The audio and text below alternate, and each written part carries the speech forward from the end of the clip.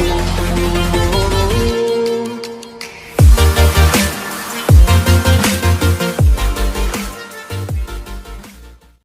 Guys, आज हम लोग बात करने वाले हैं क्लास 9 के बायो के एक चैप्टर के ऊपर जिसका नाम है cell, the fundamental unit of life. तो नाम से ही हमें समझ में आ रहा है कि हम आज जिस चीज़ के ऊपर बात करने वाले हैं वो है हमारा सेल। ठीक है, तो चैप्टर शुरू करने से पहले हमें कुछ बात समझना ज़रूरी है। वो क्या? इस पूरे यूनिवर्स में, इस पूरे दुनिया में जो भी ऑर्गेनिज्म हम देख पाते हैं, जिस भी ऑर्गेनिज्म को हम देख पाते हैं, वो सब किससे बने हुए हैं? वो सब के सब सेल्स से बने हुए हैं। क्लियर है मेरी बात? जो भी ऑर्गेनिज्म इस पूरे दुनिया में हम देख पाते हैं वो सब सेल्स के बने हुए हैं। ठीक है, पहला। दूसरा पॉइंट, जितने भी ऑर्गेनिज्म हैं आइदर वो सिंगल सेल होते हैं, सिंगल सेल ऑर्गेनिज्म होते हैं, या फिर कॉम्बिनेशन ऑफ मल्टीपल सेल्स होते हैं। बहुत सारे सेल्स मिलके एक ऑर्गेनिज्म को बनाते हैं, नहीं तो किसी ऑर्गेनिज्म को बनाने के लिए एक सेल ही काफी है, जिसको हम सिंगल यूनिसेलुलर और मल्टीसेलुलर के नाम से भी जानते हैं। जैसे कि हम ह्यूमंस में बहुत सारे सेल्स हैं, इतने सेल्स हैं कि हम गिन भी नहीं सकते उन सेल्स को। तो इसलिए हम क्या हुए? हम कॉम्बिनेशन ऑफ मल्टीपल सेल्स हुए। तो हमें क्या बोला जाता है? Multicellular organism. और यूनिसेलुलर क्या है? यूनिसेलुलर अमीबा, जो कि सिंगल सेल से, एक सेल से बने हुए हैं वो पूरे के पूरे ऑर्गेनिज्म। क्लियर है? वैसे हम और डिटेल में यूनिसेलुलर और मल्टीसेलुलर के बारे में बात करेंगे। अभी हम लोग चलते हैं कुछ डिस्कवरीज के तरफ। देखिए, अभी जो मैं बताने वाला हूँ डिस्कवरीज, जो सेल के वर्ल्ड में, सेलुलर वर्ल्ड में जो डिस्कवरीज हुई सेल्स को लेके, तो वो डिस्कवरीज, जैसे मैं अभी टाइम बताऊंगा, पीरियड, ठीक है, कौन उसको डिस्कवर किया और उन्होंने क्या डिस्कवर किया। ठीक है, ये 3 टॉपिक्स के ऊपर हम बात करेंगे। तो ये चैप्टर शुरू करने से पहले मैं बोलूँगा आप लोग एक नोटबुक लेके बैठे अपने साथ। मैं जिस हिसाब से बताता जाऊँ आप उस हिसाब से लिखते जाएं, नोट्स बनाते जाएं, नोट्स प्रिपेयर करते जाएं। अभी एक ऐसा मोमेंट है हम स्टूडेंट्स के लिए कि इस मोमेंट में अगर हम अच्छे से मेहनत करें तो हमारे आगे चल के मार्क्स काफ़ी अच्छे आ सकते हैं। ठीक है, तो चलिए स्टार्ट करते हैं आज का चैप्टर। तो आज का जो चैप्टर है वो है सेल।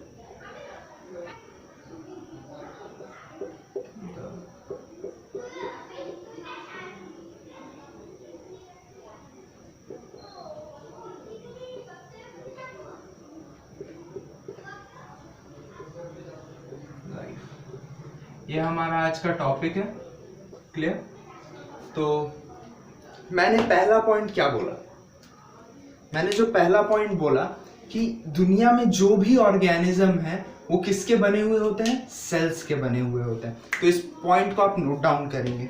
चलिए, इस पहले पॉइंट को ही हम नोट डाउन करेंगे। पहला पॉइंट क्या है? पहला पॉइंट है all living organism in this universe, all living organism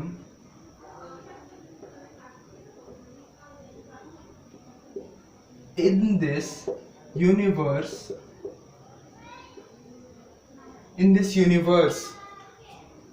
all living organisms in this universe क्या है? हर ऑर्गेनिज्म किसके बने हुए थे? Are made up of cells, are made up of cells. Clear है? All living organisms in this universe are made up of cells. जो भी living organism इस पूरे यूनिवर्स में है वो किसके बने हुए होते हैं? सेल्स के बने हुए होते हैं। मैंने पहला पॉइंट यही बताया था। दूसरा पॉइंट, यह हमारा पहला पॉइंट था। दूसरा पॉइंट क्या था हमारा? कि या तो वो एक सिंगल सेल होते हैं, नहीं तो कॉम्बिनेशन ऑफ मल्टीपल सेल होते हैं, ठीक है। They either exist as a single cell,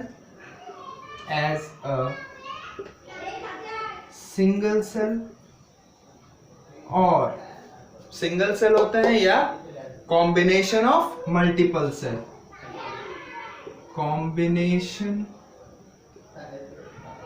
of multiple sales.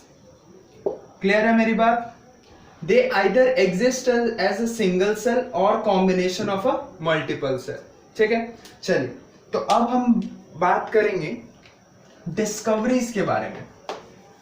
ये अभी हम एक टेबल बनाएंगे, जिस टेबल में ये जो टेबल हम जो बनाएंगे ना, ये काफी इंपॉर्टेंट है। KVPY एग्जाम्स, फिर आपके स्कूल एग्जाम्स में 1 मार्क क्वेश्चंस, बहुत सारे स्कूल्स ऐसा करते हैं कि 1 मार्क क्वेश्चंस जो है वो डिस्कवरीज, डेट या फिर साइंटिस्ट के नेम्स के ऊपर दे देते हैं। क्लियर है? तो अब हम वही पूरे के पूरे डिस्कवरीज को एक टेबल में लिख लेंगे, ठीक है। इसमें नियरली 6 साइंटिस्ट हैं, 6 साइंटिस्ट हैं और 6 साइंटिस्ट के काम है, मतलब 6 साइंटिस्ट और 6 साइंटिस्ट ने मिलके क्या डिस्कवर किया हुआ है वो है इस चैप्टर में, ठीक है। तो देखिए, हम टेबल जो बनाएंगे उस टेबल में 3 पार्ट रहेगा। एक पार्ट तो रहेगा साइंटिस्ट, मतलब डिस्कवर्ड बाय, साइंटिस्ट का नाम जिसमें हम लिखेंगे डिस्कवर्ड बाय,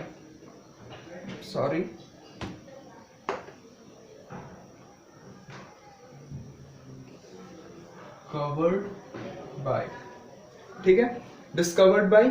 दूसरा क्या होगा? पीरियड ऑफ टाइम, या फिर आप डायरेक्टली लिख सकते हैं ईयर, पीरियड ऑफ टाइम। और तीसरा क्या होगा? व्हाट दे डिस्कवर्ड, या फिर डायरेक्टली लिखिए डिस्कवर्ड। क्लियर है? ये 3 हमारा पार्ट रहेगा टेबल में। आप लोग नोटबुक में ये बना रहे हैं, मैं उम्मीद कर रहा हूं कि आप लोग इसको नोटबुक में ड्रॉ कर चुके होंगे। अब पहला जो साइंटिस्ट है उसका नाम है रॉबर्ट हुक। रॉबर्ट हुक है कौन? ठीक है, रॉबर्ट हुक पहला साइंटिस्ट है जिसने 1665 में सेल को देखा, पहली बार सेल को देखा। कहां? कॉर्क स्लाइस में। कॉर्क क्या होता है? अब देखना, लकड़ी के बने हुए ऐसे कॉर्क्स होते हैं। पहले के समय में जब बॉटल्स को बंद करने के लिए, पहले के समय में कैप नहीं होते थे, ढक्कन नहीं होता था बॉटल का, तो उस समय में ना लकड़ी के बने हुए ऐसे कॉर्क्स होते थे। इन कॉर्क्स से उस बॉटल के नेक को बंद करते थे। क्लियर है? तो ये कॉर्क जो है, इस कॉर्क में डेड सेल्स दिखे थे। किसको? रॉबर्ट हुक को। मतलब रॉबर्ट हुक ने पहली बार क्या डिस्कवर किया था? he noticed, what did he notice? Noticed the presence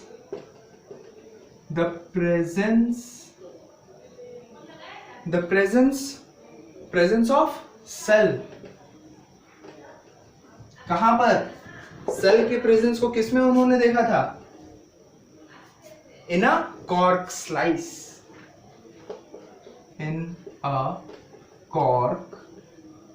slice, clear है? उन्होंने प्रेजेंस देखा था, मतलब एक सेल को देखा था। किसमें देखा था? कॉर्क के एक स्लाइस में। कॉर्क को काटा उन्होंने, काट के एक स्लाइस ऑफ कॉर्क लिया, उसको अपने खुद के डिजाइन, इन्होंने इस सेल को खुद के डिजाइन माइक्रोस्कोप के अंडर में देखा था। क्लियर है? खुद का डिजाइन किया हुआ उनका माइक्रोस्कोप था, उसके अंडर में रखा उन्होंने उस कॉर्क स्लाइस को। उसके बाद उन्होंने देखा सेल को। उन्होंने सेल क्यों बुलाया है इसको? सेल का एक्चुअल मीनिंग क्या है? सेल का एक्चुअल मीनिंग सेल मतलब जेल। जेल क्या है? जेल एक बंद कमरा है, उन्होंने जो देखा वो प्लांट सेल्स था, उन्होंने जो देखा वो क्या था, वो प्लांट सेल्स था। प्लांट सेल्स था वो उनको कैसा दिखा, उनको कुछ इस किस्म का दिखा, इस किस्म का दिखा। तो अब उन्होंने सेल्स को ऐसा देखा तो उनको डायरेक्ट ये चीज क्या मतलब किस चीज का याद दिलाया, जेल का। ठीक है, तो उन्होंने इसका नाम रख दिया सेल। क्लियर है? चलिए अब हम बढ़ते हैं नेक्स्ट साइंटिस्ट की तरफ।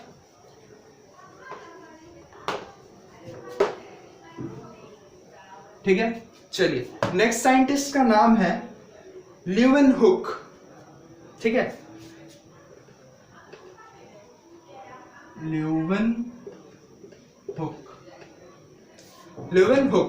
ल्यूवेनहुक ने क्या देखा था, उन्होंने लिविंग सेल्स को पहली बार देखा था।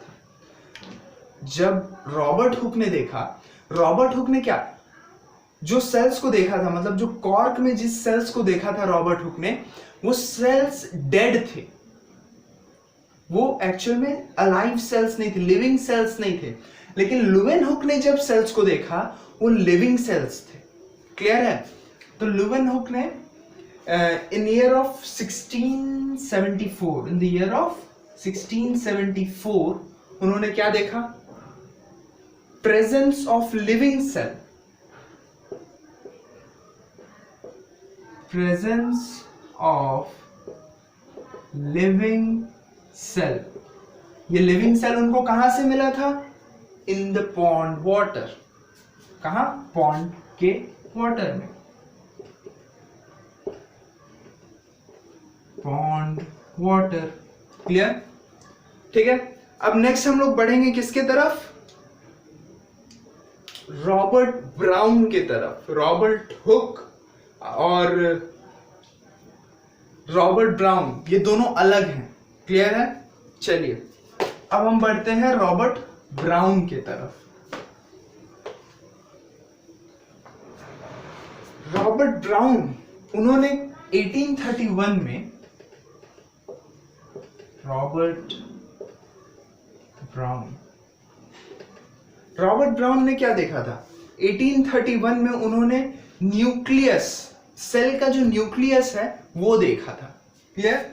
किसमें, कौन से ईयर में, 1831। उन्होंने क्या देखा, न्यूक्लियस इन अ सेल, मतलब उन्होंने देखा existence of nucleus in a cell. Clear है? रॉबर्ट हुक ने 1831 में एग्जिस्टेंस ऑफ न्यूक्लियस देखा था, किसमें, एक सेल में। क्लियर? अब देखिए इसके बाद एक साइंटिस्ट आते हैं जिनका नाम है पुरकिंजी। इन्होंने ही प्रोटोप्लाज्म को डिस्कवर किया था। प्रोटोप्लाज्म क्या है, सेल का साइटोप्लाज्म, उसको हम प्रोटोप्लाज्म बोलते हैं। रुकिए मैं आप,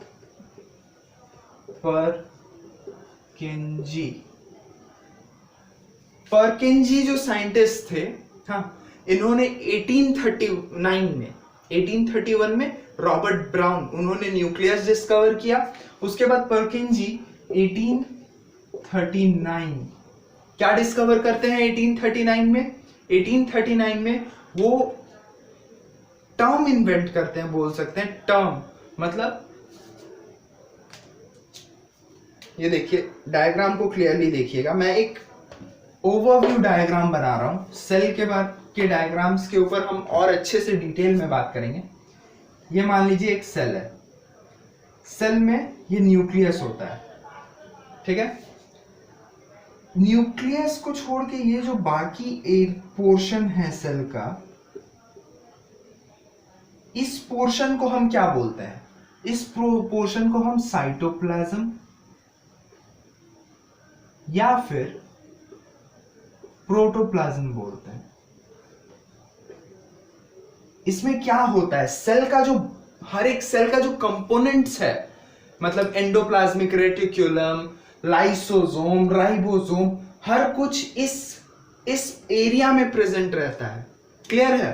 तो इस एरिया को बोलते हैं हम साइटोप्लाज्म। इवन न्यूक्लियस भी किस में रहता है? साइटोप्लाज्म में रहता है। क्लियर है? तो ये जो साइटोप्लाज्म है, साइटोप्लाज्म का ही एक्चुअल नाम प्रोटोप्लाज्म है, जो नाम दिया गया उसे। तो ये जो साइटोप्लाज्म है, हाँ, इसको क्या नाम दिया गया? प्रोटोप्लाज्म। हाँ, तो ये किसने दिया? ये परकिंजी साइंटिस्ट ने दिया। ये इन्होंने क्या दिया? Term protoplasm, term protoplasm. Clear है? चलिए अब नेक्स्ट साइंटिस्ट की तरफ बढ़ते हैं। यहां अब नेक्स्ट जो है वो दो साइंटिस्ट हैं, शील्डन एंड श्वान।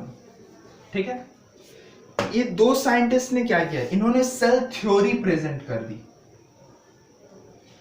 ये दो साइंटिस्ट का नाम क्या है? शील्डन एंड श्वान।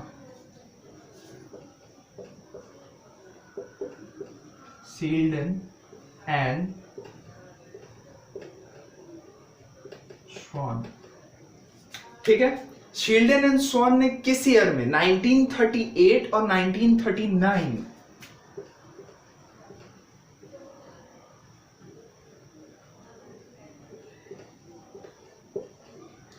ये दो ईयर को यूज करके उन्होंने क्या दिया? सेल थ्योरी दिया। ठीक है, सेल थ्योरी दिया। अब सेल थ्योरी क्या है? सेल थ्योरी एक थ्योरी है जिसके अकॉर्डिंग हम ये बता सकते हैं कि सेल आया कहां से है। देखिए, उस समय क्वेश्चन ये अराइज हो रहा था कि अगर cell fundamental unit of life है या फिर स्ट्रक्चरल यूनिट ऑफ लाइफ है, तो एक्चुअल में ये सेल आया कहां से? ये इंपॉर्टेंट क्वेश्चन है। अगर हम मल्टी सेलुलर है, मतलब सिंगल सेल ऑर्गेनिज्म से हम बने हुए हैं, हाँ, तो ये सिंगल सेल्ड ऑर्गेनिज्म कहां से आए? ये उस समय का काफी महत्वपूर्ण क्वेश्चन था कि ये सेल कहां से आया। तो इस सेल थ्योरी में ये क्लियर किया गया है कि एक सेल दूसरे सेल से ही आता है। हाँ, तो और सेल किसको बोलते हैं? जो सेम काम करता है। हम सेल थ्योरी के बारे में बात करेंगे।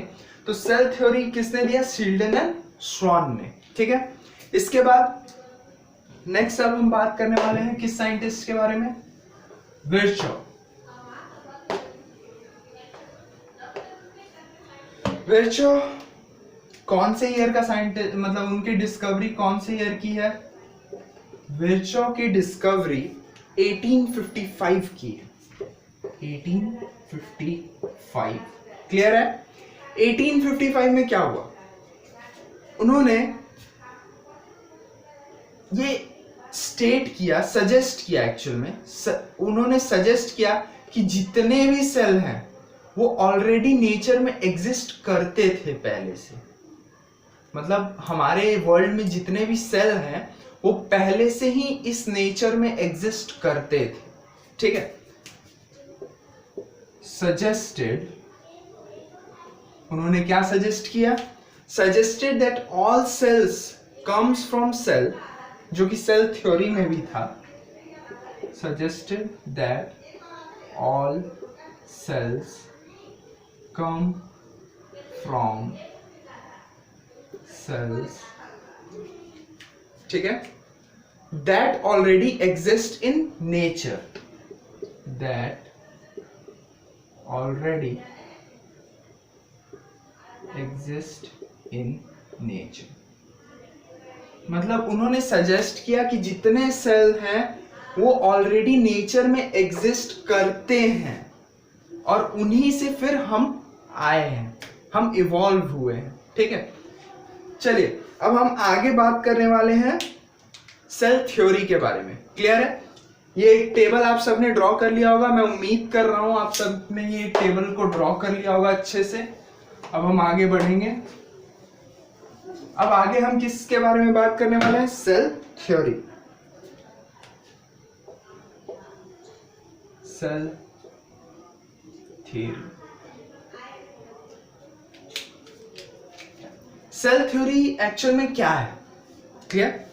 सेल थ्योरी पहला जो सेल थ्योरी का पॉइंट है वो है, first point, a cell is a structural and functional unit of a living organism. A cell, मैं क्लियर करूंगा इसको, आप लिख लीजिए, मैं क्लियर करूंगा इसको, टेंशन की कोई बात नहीं है। Cell is the structural and functional unit of all living organism। Clear है? देखिए, स्ट्रक्चरल एंड फंक्शनल यूनिट का मतलब क्या होता है? स्ट्रक्चरल मतलब स्ट्रक्चर। स्ट्रक्चरल यूनिट हम क्यों बोल रहे हैं इसको? अगर आप ध्यान से समझें तो हमारा जो बॉडी है, बॉडी किस चीज का बना हुआ है? बॉडी जो है हमारा, वो किस चीज का बना हुआ है? वो ऑर्गन सिस्टम्स का बना हुआ है। ऑर्गन सिस्टम्स, ऑर्गन सिस्टम मिलके हमारे बॉडी को तैयार करता है। ऑर्गन सिस्टम को कौन तैयार करता है? ऑर्गन सिस्टम को ऑर्गन तैयार करता है। क्लियर? अब बात करते हैं कि ऑर्गन को कौन तैयार करता है। बॉडी को तैयार कर रहा था ऑर्गन सिस्टम, ऑर्गन सिस्टम को तैयार करता है ऑर्गन, और ऑर्गन को कौन तैयार करता है? टिश्यू। बहुत सारे टिश्यू मिलके ऑर्गन बना रहे हैं, सारे ऑर्गन्स मिलके ऑर्गन सिस्टम बना रहे हैं, ऑर्गन सिस्टम मिलके हमारे बॉडी को बना रहे हैं। अब ये टिश्यू को कौन बना रहा है? क्वेश्चन यहां राइज होता है कि अब ये जो टिश्यू है, टिश्यू को बना कौन रहा है? टिश्यू को सेल्स बनाते हैं। तो अब आपको समझ में आ रहा होगा मेरा बात कि इनको स्ट्रक्चरल यूनिट क्यों बोलते हैं। क्योंकि देखिए, सेल से ही हमारा पूरा का पूरा बॉडी बना हुआ है। सेल ही बना रहा है टिश्यू को, टिश्यू के ही वजह से ऑर्गन बन रहे हैं, ऑर्गन की ही वजह से ऑर्गन सिस्टम बन रहा है, और ऑर्गन सिस्टम की ही वजह से हमारा बॉडी बन रहा है। क्लियर हो रहा है आपको? तो ये पॉइंट हमारे बॉडी का स्ट्रक्चरल यूनिट बनाता है। अब इसको फंक्शनल यूनिट क्यों बोल रहे हैं? फंक्शनल यूनिट इसलिए बोल रहे हैं क्योंकि देखिए, ऑर्गन सिस्टम, मान लीजिए डाइजेशन का काम है, डाइजेशन का काम ऑर्गन सिस्टम, डाइजेस्टिंग सिस्टम कर रहा है। डाइजेस्टिंग सिस्टम में कौन कौन से ऑर्गन आते हैं? डाइजेशन सिस्टम में कौन कौन से ऑर्गन आते हैं? डाइजेशन सिस्टम में ऑर्गन आते हैं स्टमक, फिर डाइजेशन में एब्जॉर्प्शन में हेल्प करता है कौन? लार्ज इंटेस्टाइन, स्मॉल इंटेस्टाइन एक ह्यूमन का। अब वो सब काम जो है, मतलब डाइजेशन क्या, एक्चुअल में फूड का ब्रेक डाउन करना, ये जो ब्रेक डाउन करके एनर्जी देने का काम है, वो भी एक्चुअल में सेल ही करता है। सेल सबसे छोटा यूनिट है, ये सारा काम एक ऑर्गन कर रहा है। ऑर्गन एक्चुअल में, ऑर्गन किससे बना हुआ है? टिश्यू से बना हुआ है, और टिश्यू किससे बना हुआ है? सेल से बना हुआ है। तो जो काम ऑर्गन कर रहा है एक्चुअल में छोटे लेवल पे, मतलब और डीपली अगर हम जाके देखें माइक्रोस्कोपिक लेवल पे, तो वो सारा काम एक्चुअल में ऑर्गन का कौन कर रहा है? सेल कर रहा है।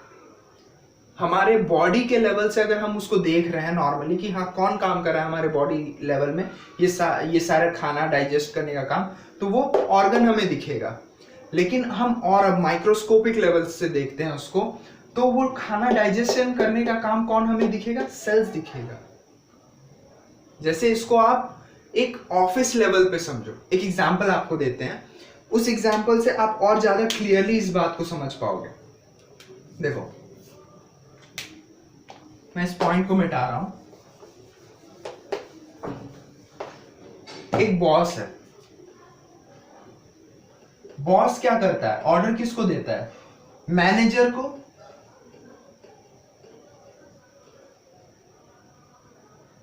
एचआर मैनेजर पकड़ते हैं, वो अब किसको दे रहा है? अपने मैनेजर को। मैनेजर किसको दे रहा है? मैनेजर अपने असिस्टेंट्स को दे रहा है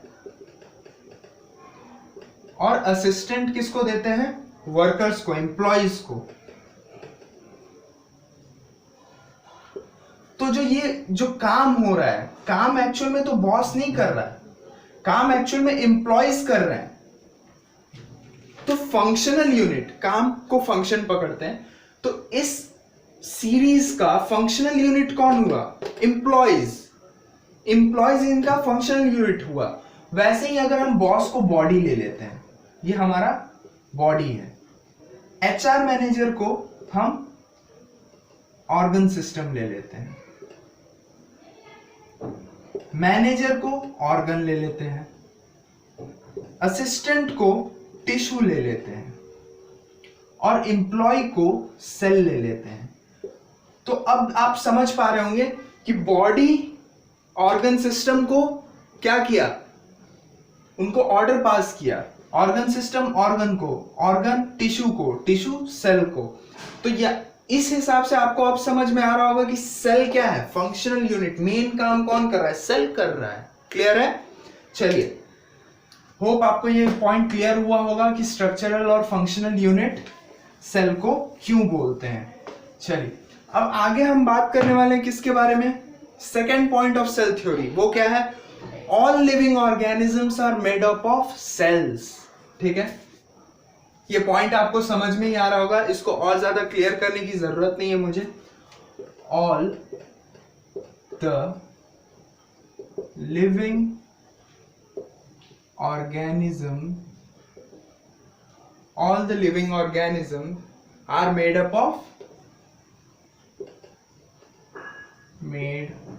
of cells. Clear? ये सेकेंड पॉइंट है। थर्ड पॉइंट क्या है? सेलुलर सेल थ्योरी का थर्ड पॉइंट क्या है? Third point of cell theory is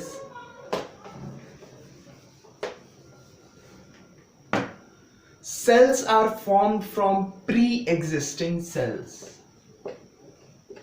Cells are formed from pre-existing cells. Clear है?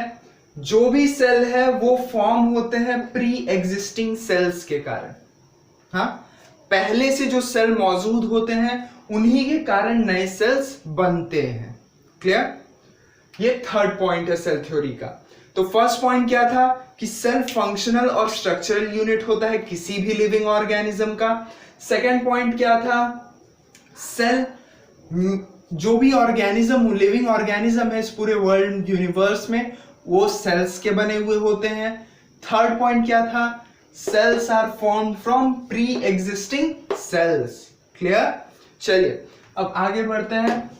अब बात करते हैं हम यूनिसेल्युलर और मल्टीसेल्युलर ऑर्गेनिजम्स के बारे में। Clear?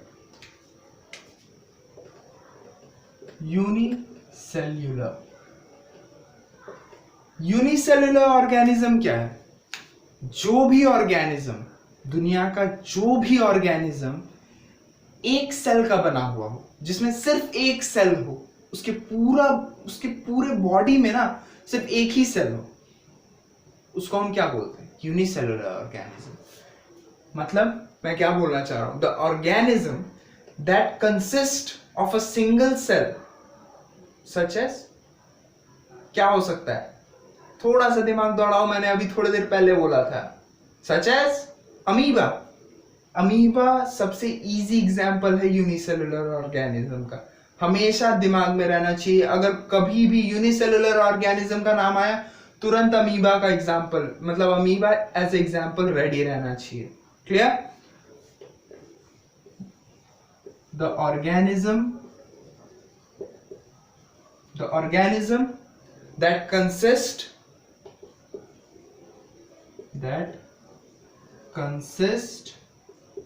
single cell, that consists of a single cell,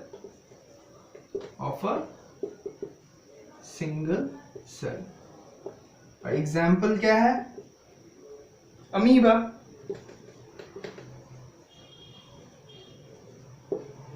clear? अब देखिए, अब हम बात करते हैं मल्टी सेलुलर ऑर्गेनिजम्स के बारे में, या फिर इसको बोल सकते हैं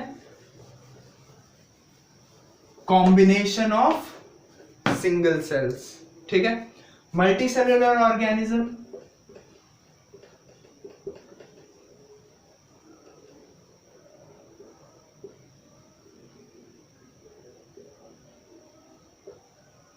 ठीक है,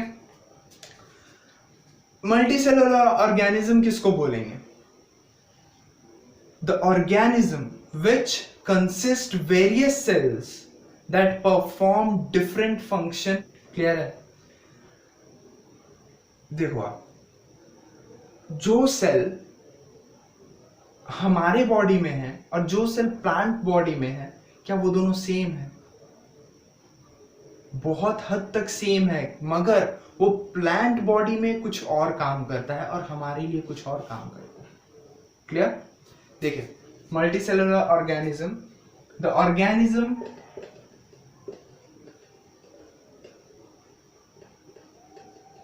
विच, ये तो समझ में आ रहा है ना, मल्टी सेलुलर का एक मीनिंग है जिसमें बहुत सारे सेल्स हो, मल्टी बहुत, सेलुलर सेल्स, बहुत सारे सेल्स से जो ऑर्गेनिज्म बन रहा है उसको मल्टी सेलुलर। और जो पॉइंट मैंने अभी बोला, the organism which contain various cells, contains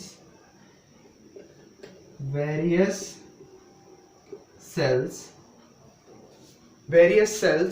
that perform different function in cells that perform different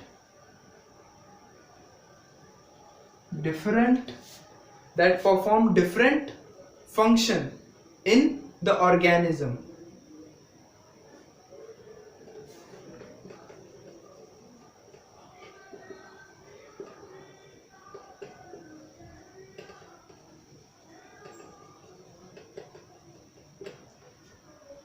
वो अलग अलग फंक्शंस परफॉर्म करते हैं हर ऑर्गेनिज्म में। ठीक है, अब मेरा जो लिवर सेल है और जो मेरा ब्रेन सेल है, क्या वो दोनों सेम फंक्शन करेंगे? नहीं, वो दोनों अलग अलग करेंगे। अब जो मेरा हार्ट सेल है, जो मेरा स्टमक सेल है, क्या वो दोनों सेम फंक्शन करेंगे? नहीं, कभी भी नहीं। ठीक है, तो इस चीज को समझ के रखना है। एग्जाम्पल क्या है? एनिमल्स। ठीक है, अब आगे बढ़ते हैं। इस वीडियो लेक्चर का लास्ट पॉइंट बात करेंगे हम, लास्ट टॉपिक, इसके बाद फिर नेक्स्ट वीडियो लेक्चर में मिलेंगे। अब बात करते हैं कि सेल थ्योरी में था कि हर लिविंग ऑर्गेनिज्म का जो सेल्स है वो प्री एग्जिस्टिंग सेल्स के कारण फॉर्म होता है। तो जो मल्टी सेलुलर ऑर्गेनिज्म है, क्या वो सिंगल सेल से ओरिजिनेट हो सकते हैं? मेरा क्वेश्चन ध्यान से समझिएगा। मल्टी सेलुलर ऑर्गेनिज्म कैसे, ऐसा क्या है जो एक सिंगल सेल से मल्टी सेलुलर ऑर्गेनिज्म फॉर्म हो जाते हैं, ओरिजिनेट हो जाते हैं? क्लियर है? मेरा क्वेश्चन है, how can a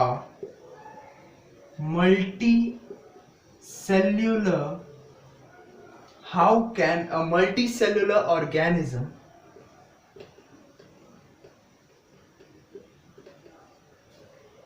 originate from a single cell?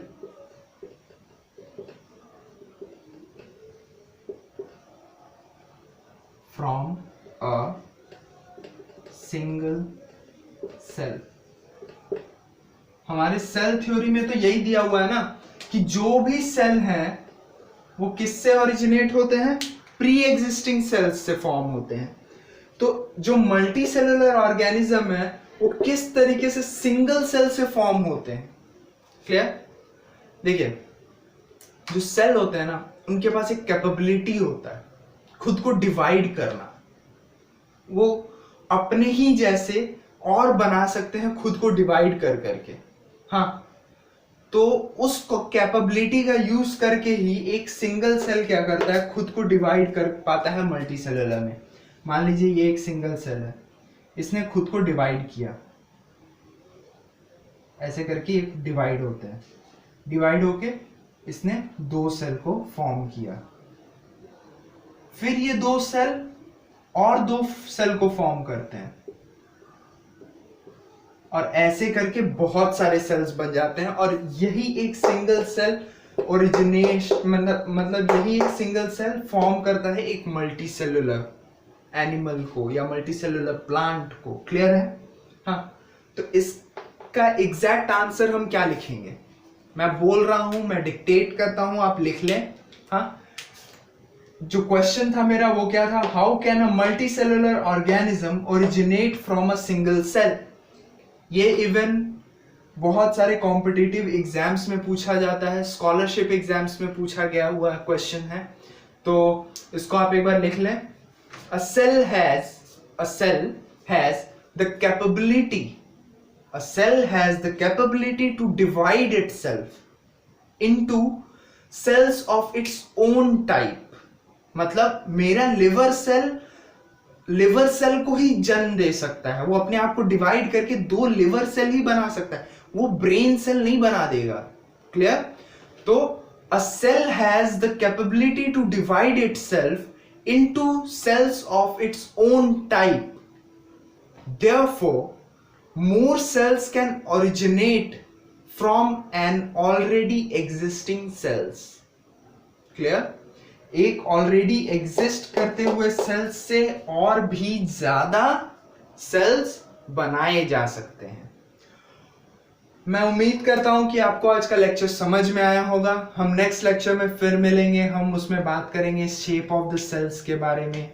हाँ, और हम उसमें फिर बात करेंगे कि सेल्स में क्या क्या मेन ऑर्गेनल्स हैं, इन सब के बारे में भी हम बात करेंगे। तो इस चैप्टर के ऊपर मैं पूरा का पूरा सीरीज बनाने वाला हूं।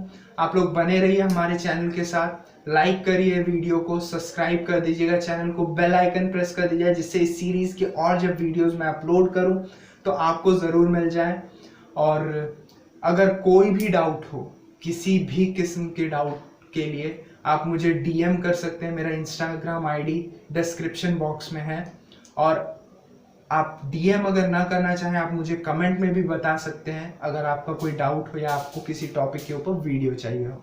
थैंक यू, फिर मिलते हैं नेक्स्ट वीडियो में।